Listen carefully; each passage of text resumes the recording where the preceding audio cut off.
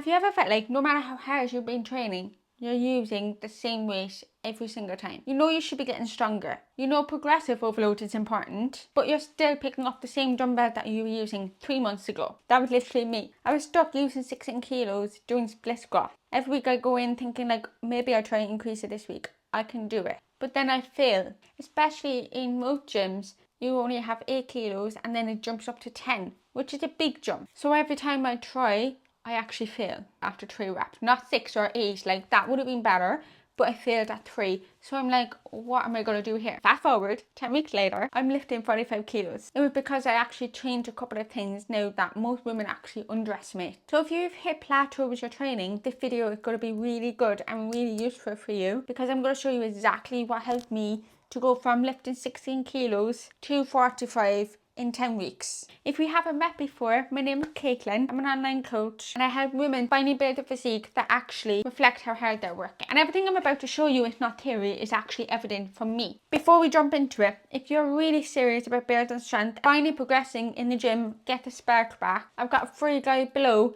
that will help you to go from where you are now to the next 10 weeks to be able to increase the weight in your sessions. It will show you exactly how I will structure it. So let me give you 4 things that I did to get from 16 kilo to 45 kilo doing split squat. So the biggest mistake I see is women trying to get stronger while they're dieting. My energy was low, my recovery wasn't great, and my session felt really hard when I went in to train. It didn't feel good, it didn't feel right.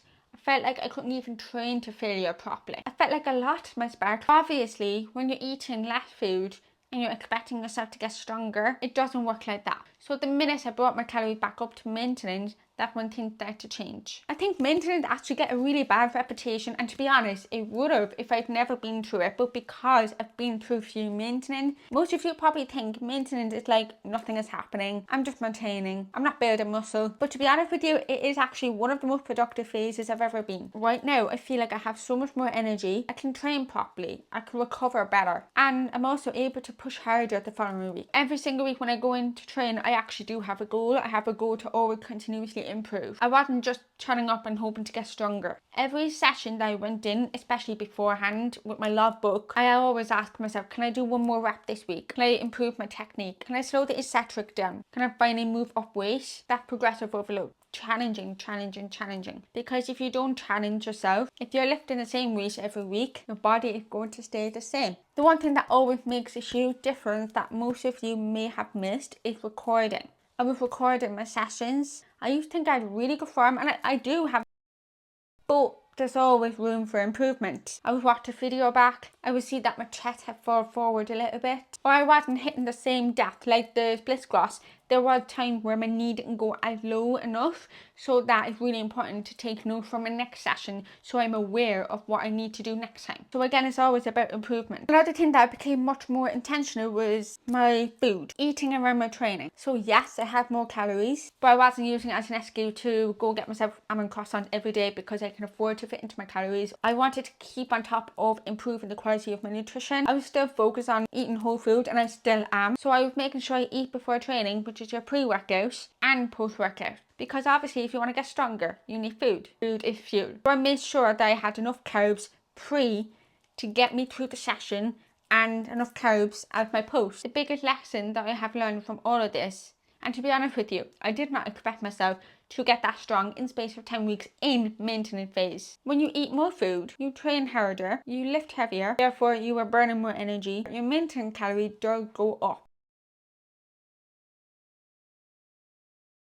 in space of 10 weeks. It was such a rewarding feeling to go from 16 kilo to 45 kilo doing split squats. The longer I'm in this phase, the more successful my fat loss phase is going to be. Because if you're spending your life in a fat loss phase, you are never going to have the strength that you want. You're never going to be able to put in the effort that is required. If you focus on staying in maintenance phase, building, getting stronger, improving your form over time, when you give yourself a good couple of months to get that logbook numbers up, to go from 16 kilo to 45 kilo to 60 kilo to 90 kilos, and eventually after a couple of months, when you're ready to go into fat loss phase, you are going to have such good energy, good amount of muscle underneath, that when you do go into fat loss phase, you are going to still be able to hold that number and maybe slight decrease when you're training, but at the end of the day you are still able to put all the energy in your fat loss phase. So I think the bigger takeaway from this whole video is so many women spend an entire year in fat loss phase. They lose a bit of weight, then maintain for a week, then they go in with like, I need to lose more. So they stay in a deficit, and then they wonder why they're so tired, why they're not getting any stronger, why their body is not changing anymore, and why they dread going to the gym. Especially the fact, questioning myself, why the bloody hell was I holding 8 kilos doing split squats? I knew I was better than that. I knew I was stronger than that. So let me give you an analogy that I can give you. Think of it as like driving a car. If the petrol lights have been on, the car is going to stop.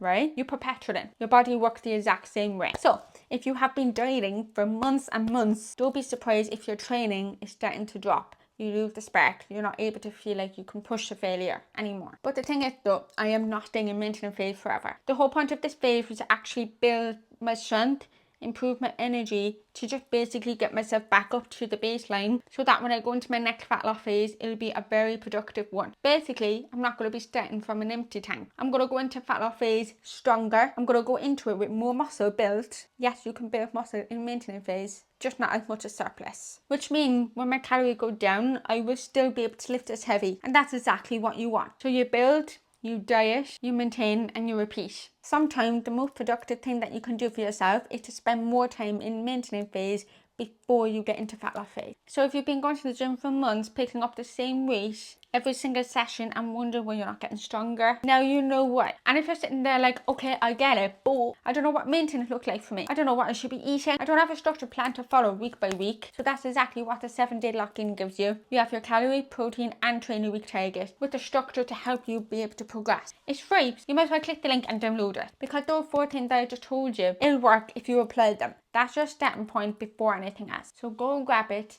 It's free. Link is below.